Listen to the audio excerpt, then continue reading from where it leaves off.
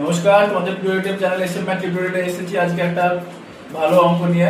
সামনে তোমাদের test exam, সেই এক্সামে এই প্রশ্নটা পেতে পারো। কি বলছে দেখো, যদি tan alpha plus cot alpha সমান 2 হয় তাহলে tan to the power 2026 alpha plus cot to the power 2026 আলফার মান কত?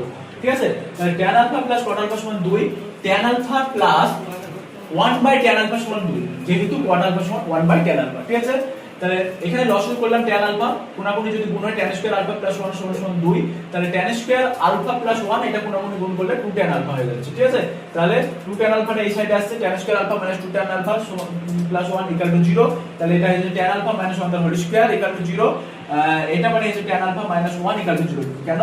তার কারণ কোনো কিছুর বর্গ যদি স্কয়ারের মান যদি 0 হয় তাহলে তার ভেতরটার মানটা 0 হয়। তাহলে এখান থেকে tan আলফার মান কত পেয়ে যাচ্ছি আমরা? 1 পেয়ে যাচ্ছি। তাহলে tan to the power 2026 alpha plus cot to the power 2026 alpha সমান 1 to the power 2026 plus 1 to the power 2026। তাহলে কোনো কিছু পাওয়ার যদি 1 এর পাওয়ার যদি কোনো কিছু থাকে তার মান 1 ই হয়, তাহলে 1 প্লাস 1 সমান 2 অ্যানসার।